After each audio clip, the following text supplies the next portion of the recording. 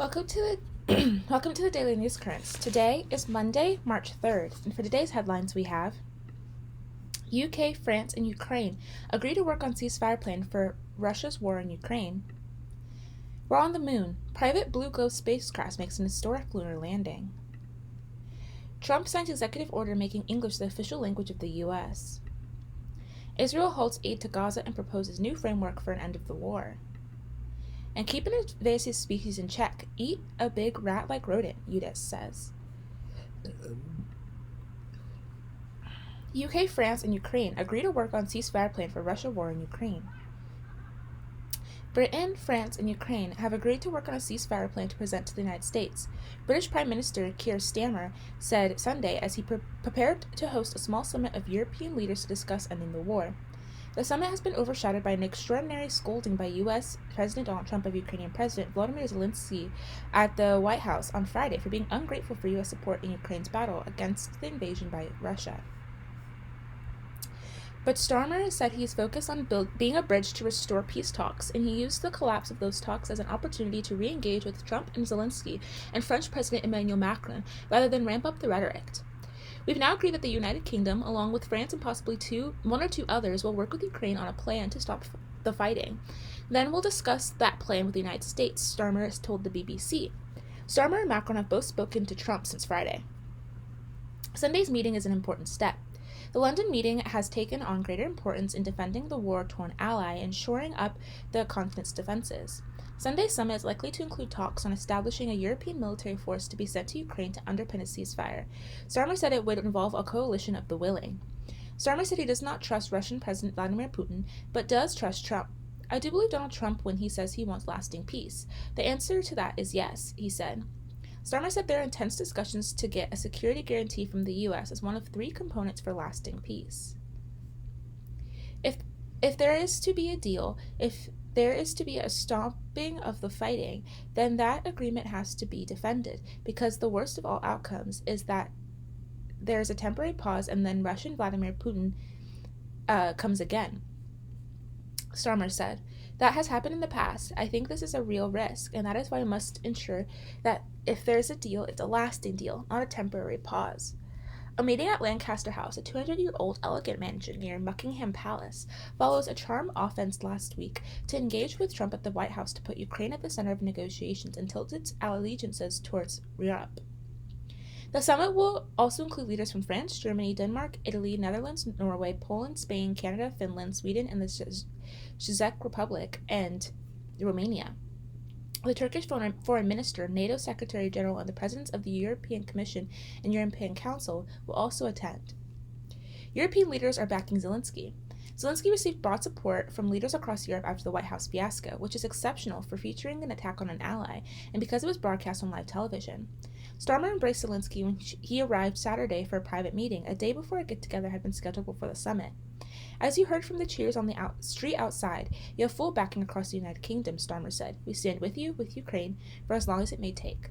Europe has been anxious since Trump initiated direct peace talks with Putin, who had been isolated by most Western leaders since invading Ukraine 3 years ago. The scramble to remain relevant and protect European interests as their once stalwart ally appeared to be cozying up to Putin was even more troubling when Trump called Zelensky a dictator and falsely said Ukraine started the war. Meetings in recent days have provided some hope until Zelensky's visit to the White House. Visits to the Oval Office by Macron, who had declared his visit a turning point, said Starmer were seen as steps in the right direction. The meetings were cordial, and Trump even took a gentler tone towards Ukraine, though he would not commit to providing U.S. security guarantees and maintained Europe would need to provide peacekeeping troops. Within 12 hours of Starmer's return from Washington, the talk of peace seemed to collapse as Vice President J.D. Vance berated Zelensky for challenging Trump's assertions that Russian President Vladimir Putin could be trusted. Starmer did an impressive job of asserting Europe's agency in the war on Ukraine and conveying to President Trump that Europe is willing and able to take a leading role in implementing any credible peace deal, said Rachel Ellihus, Director General of Royal United Services Institute, a defense and security think tank. Unfortunately, Friday's White House meeting was a major step backwards. Ukraine can no longer count on military and political support from the U.S. after Trump declared himself neutral in negotiations, Ellihus said. She said Europe needs to step in and could release some 200 billion euros, $207 billion in seized Russian assets to help fund that effort. The immediate goal of the meetings in London must be to keep Ukraine in the fight, so it can negotiate from a maximum position of strength, she said. European leaders pledged to increase military spending. Starmer pledged this week to boost military spending to 2.5% of gross domestic product by 2027. Other European nations may follow suit. Czech Prime Minister Petr Fiala said Saturday that Europe faces an historic test and has to look after itself. He said European countries have to increase their arms spending to reach at least 3% of GDP. If we don't increase our effort fast enough and let the aggressor dictate its conditions, we won't end up well, he said.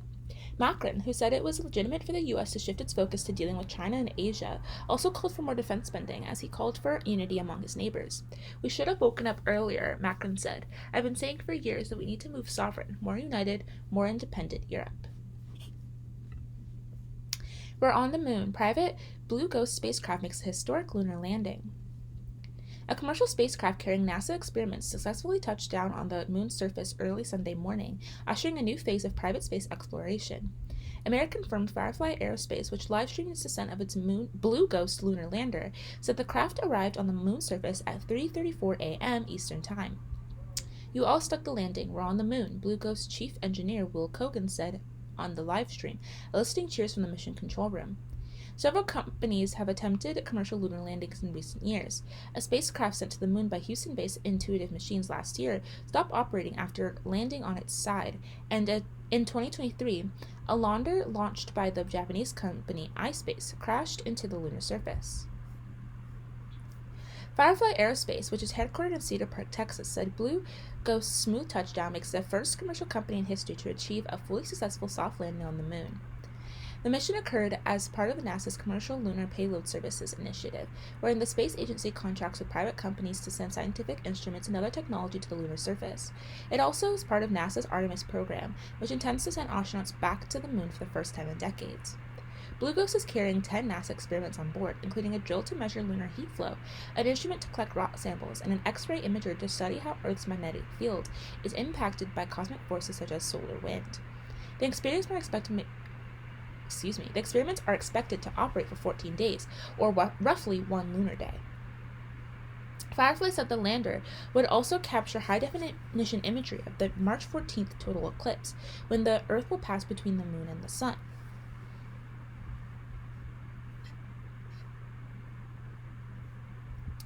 Shortly after landing on Sunday, Blue Ghost began beaming back images from the moon, including one of its thrusters illuminated by the glare of the sun. The spacecraft launched on January 15th from the Kennedy Space Center in Florida aboard a SpaceX Falcon 9 rocket. It was one of 2 lunar landers on the rocket, alongside another space lander called Resilience that is expected to land on the moon in late May or early June. Blue Ghost traveled more than 2.8 million miles over 45 days to reach its destination. Its touchdown beside the moon's Mons La Tree volcanic feature in a lunar plain called Mare Crisium. Trump signs executive order making English the official language of the U.S. President Trump has signed an executive order designating English as the official language of the U.S., the first such designation in the country's history. The order, which Trump signed on Saturday, rescinds a policy issued by former President Bill Clinton requiring agencies to provide assistance programs for people with limited English proficiency, according to a White House fact sheet. The order allows agencies to voluntarily keep those support systems in place. A nationally designated language is at the core of a unified and cohesive society, and the United States is strengthened by a citizenry that can freely exchange ideas in one shared language, the order said. English is already the official language in more than 30 states, but Trump's executive order comes at a time when the number of people in the United States who speak languages other than English continues to grow. Roughly 1 in 10 people now speak a language other than English, more than triple the amount compared to 1980, according to a 2022 data from the U.S. Census. Trump's orders echoes a longtime campaign pledge and is a move the White House said it promotes unity, cultivated a shared American culture for all citizens, ensures consistency in government operations, and create a pathway for civic engagement. At the same time, some advocacy organizations say the order will hurt immigrant communities and those looking for assistance learning English. Roman Palomares, who heads the League of United Latin American Citizens, criticized the Trump administration's move in a statement issued ahead of the order's official signing. Our founding fathers enshrined freedom of speech in the First Amendment without limiting it to one language. They envisioned a nation where diversity of thought, culture, and expression would be its greatest strength, said Palomares. Declaring English as the only official language directly contradicts that vision, he added. America thrives when we embrace inclusivity, not when we silence the voices of millions who contribute to its success. Israel halts aid to Gaza and proposes new framework for an end to the war. Israel has called for Hamas to accept a temporary extension of the existing ceasefire deal and to release more hostages. Israel announced on Sunday that it was immediately halting the entry of all goods and humanitarian assistance into Gaza, trying to force Hamas into accepting a temporary extension of the ceasefire in the war. The move disrupts the existing agreed-upon framework for negotiating a permanent end to the war and puts the fate of the hostages into uncharted territory. The draconian halt on goods and aid, including fuel, is also likely to worsen conditions for the roughly 2 million inhabitants of Gaza after the 15-month war left much of the coastal enclave in ruins. The initial 6-week phase of the original deal between Israel and Hamas expired on Saturday. Though it was punctured by setbacks and mutual accusations of violations, it ultimately saw a temporary cessation in the fighting and the exchange of 25 living Israeli hostages and the remains of 8 dead ones for about 1,500 Palestinian prisoners and detainees. That deal also allowed for a significant increase of aid into Gaza. The next phase of the agreement called for a full withdrawal of Israeli troops from Gaza and a commitment to a permanent ceasefire in return for the release of all remaining living hostages in Gaza, who are being held in inhumane conditions, according to reports from hostages who have been freed. Instead, hours before it announced the aid stoppage, Israel proposed a 7-week extension of the temporary ceasefire, during which Hamas would have to release half the remaining living hostages, as well as remains of half the deceased ones. Upon conclusion of that extension, if agreement on a permanent ceasefire occurred, all the remaining hostages would have to be released, the office of Prime Minister Benjamin Netanyahu said. Israel will not allow a ceasefire without the release of our hostages, said Mr. Netanyahu's office said in a statement on Saturday. If Hamas continues its refusal, there will be further consequences, it added. Hamas immediately rejected the Israeli conditions, issuing a statement on Sunday describing the halt in aid as a cheap blackmail and blatant upending of the agreement. Israel attributed the new proposal of the work to the U.S. envoy to the region, Steve Witkoff. The existing deal was negotiated between Israel and Hamas through third-country mediators, including the United States, Qatar, and Egypt. Last week, the United Nations and aid organizations repeatedly warned about a looming famine in Gaza amid widespread hunger during the war, which was triggered by the October 7th Hamas-led attack on Israel. While goods are more available now, many Gazians say they cannot afford them, and many depend on humanitarian assistance. Palestinians in Gaza were already struggling to celebrate the holy month of Ramadan, which began this weekend, and is normally a joyous time in the Muslim calendar. Abdulrahman Mohammed, 35, a father of 4 from Gaza City, said the halting of aid has already meant that essential goods like milk, fruit, and vegetables were less available. Prices have skyrocketed, he said, adding that some traders were hoarding supplies to sell them later at more inflated prices.